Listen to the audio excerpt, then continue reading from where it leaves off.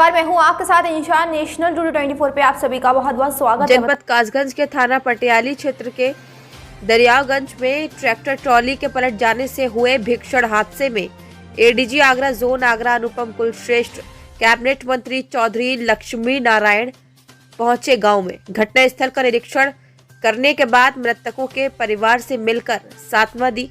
Cabinet मंत्री लक्ष्मी नारायण ने घायलों से ली घटना के संबंध में जानकारी, हर संभव मदद देने की बात कही।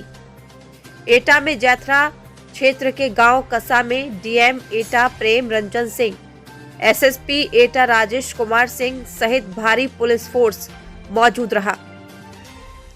रिपोर्ट देखिए। आज आपने ये दुर्घटना में जो इस गांव के लोगों की मौत हुई है, उनके परिजनों से मुलाकात की है, क्या कुछ आश्वासन दिया है, क्या स्थिति है यहाँ पर? जी, ये बहुत ही दुखद घटना है और ये सड़क दुर्घटना कासगंज में जो इस गांव के कसा गांव के कुछ लोग जा रहे थे गंगा स्नान के लिए और मुंडन संस्कार के लिए, उनके साथ ये घटित हुई है। और ट्रैक्टर के अचानक बैलेंस खोने और पोखर में गिर जाने के कारण ये घटना घटित हुई है। प्रशासन द्वारा इसमें पूर्ण रूप से त्वरित कार्रवाई की जा रही है। जो पोखर में गिरे थे उनको निकालने की कार्रवाई, उनका रेस्क्यू और उनको उपचार के लिए प्राथमिक स्वास्थ्य केंद्र सोरो पटियाली वहाँ पे भेजना, और अलीगढ़ भी कुछ लोगों को भेजा गया है। तो जितना भी बेस्ट उपचार हो सकता था इस स्थिति में, वो सब करने का प्रयास किया गया है।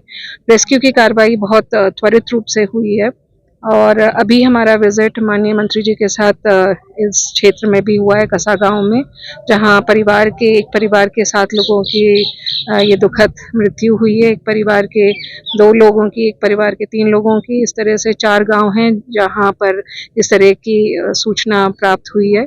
दुखद बात है और इसमें महिलाएं सबसे अधिक हैं। 13 नंबर महिलाओं की संख्या है और 9 बच्चों की संख्या है।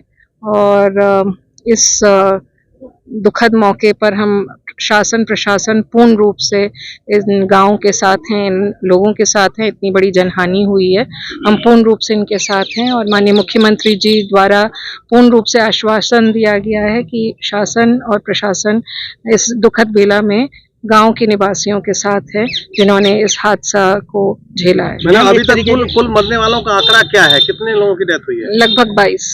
मैम, इस तरीके के हादसे आगे ना हो तो क्या कार्रवाई की जाएगी? ये देखिए, ये एक दुर्भाग्यपूर्ण घटना है और ट्रैक्टर पर माननीय मुख्यमंत्री जी द्वारा भी पहले भी अपील की गई है कि इसको ह्यूमन ट्रांसपोर्टेशन के लिए ना प्रयोग किया जाए, पर चूंकि गांव में ये एक आसान साधन रहता है और छोटे छोटे डिस्टेंसेस को नापना आसान हो जाता है और घर की महिलाएं उसमें बैठकर, बच्चे बैठकर चले जाते हैं, तो ये एक प्रकार से मैं कहूँगी कि दुर्भाग्यपूर्ण था कि ऐसी घटना घटी है। परंतु आगे मेरी अपील है सभी गांव के लोगों से और बाकी और जिलों के लिए भी कि इसको अवॉइड किया जाए। ह्यूमन ट्रांसपोर्टेशन में ट्रैक्टर ट्रॉली का जितना हम अवॉइड कर सकते हैं उसको अवॉइड करें। घायलों की संख्या कितनी है कुल अभी? घायलों की संख्या मैं आपको कंफर्म करके बताती हूँ। 7 बताई जा रही है। आपके जो जनहित में काफी इस तरीके के जागरूक करने के लिए कई कार्यक्रम किए गए हैं, चाहे वो फर्जी मुकदमों को लेकर लोगों को, महिलाओं को अवेयर करने की बात हो। अब क्या आप इसको जो ट्रैक्टर में हादसा हुआ इसको लेकर भी क्या आपकी तरफ से कुछ जागरूकता? जी बिल्कुल होगी। इसमें ऑलरेडी एसपी को निर्देश दे दिए गए हैं, एसएसपी एटा को भी और एसपी कासगंज को भी, कि हम कम्युनिटी में जाकर ये समझाएं कि इस तरह के हादसों से बचने के लिए सबसे ज़रूरी है कि हम अपनी सुरक्षा का ध्यान रखें और इस तरह के ट्रांसपोर्टेशन को यदि हम अवॉइड कर सकते हैं तो उसको अवॉइड करें। तो इस तरह की अवेयरनेस और एक सुरक्षात्मक रूप से हम जो उनको बता सकते हैं जागरूकता के फॉर्म में, वो ज़रूर बताएंगे। इसके निर्देश ऑलरेडी दे दिए गए हैं।